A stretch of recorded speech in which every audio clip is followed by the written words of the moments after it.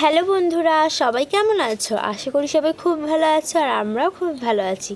তো আজ যেহেতু রথযাত্রার উৎসব, তো আমরা তাই রাতের দিকে রথের মেলায় চলে এসেছি। তো এখন সময় হচ্ছে তোমার রাত 10টা। তো দেখেছো এখনও কত ভিড়। এই ভিড়ে আমি কি ক্যামেরার সামনে আসবো, তাই তোমাদেরকে ভিড়টাই দেখাচ্ছিলাম। তো ওই যে দূরে যে রথ, ওই রথের কাছেই আমরা যাচ্ছিলাম।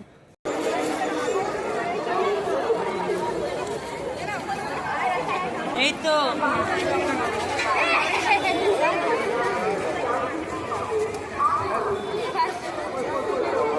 আমি মোবাইল ধরছি।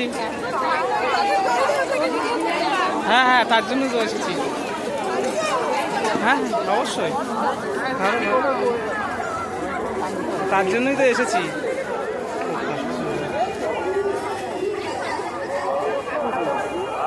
তো তোমরা দেখতেই পেলে ভিড়ের মধ্যে বান্ধবীকে খুঁজে পেয়ে ধাপ্পা দিলাম, তারপর দুজন মিলে রথের দড়ি টেনে প্রসাদ নিয়ে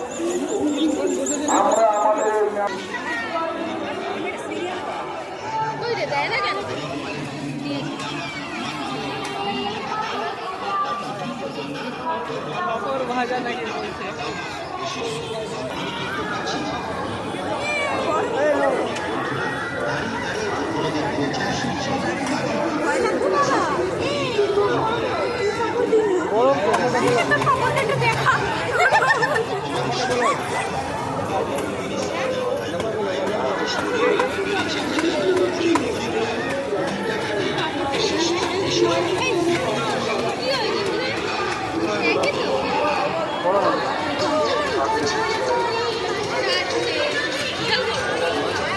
হয়েছে।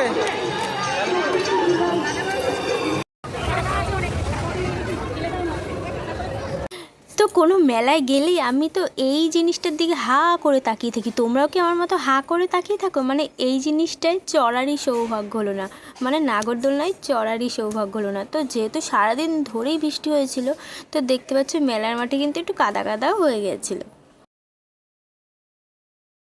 এই শাড়িগুলো বাংলাদেশি শাড়ি ভালো লাগছে না? নীলটা, হ্যাঁ খালি চোখ মিলেই যায় তাই ওই পারেরটা। আমার ওই সাদা সাদা ওইতে যায়, ওই লোকটা যেটা ধরেছে ওতে যায় আমার চোখ। চলো শাড়িগুলো দেখে নিলাম। দাম নেয় কেন?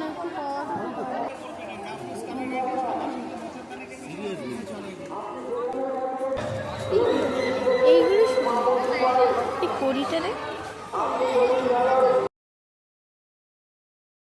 ফাইনালি আমরা এত রাতে রথের মেলায় এসে গাছের দোকান খুঁজেই পেলাম। তো আমার হাজব্যান্ডের লাগবে লেবু গাছ, তো ও এখানে লেবু গাছ খুঁজতে এসেছিলো, কিন্তু গন্ধরাজ লেবু গাছ ছিল না, যেহেতু এত রাত হয়ে গেছে। তো ও পাতি লেবু গাছই নিল। তো এছাড়াও এখানে অনেক রকমের ফুল গাছও আছে, মানে যেগুলো এখনও বিক্রি হয়নি, কিছু কিছু আছে। এই যে মৌসুম্বি লেবু গাছ, আম গাছ।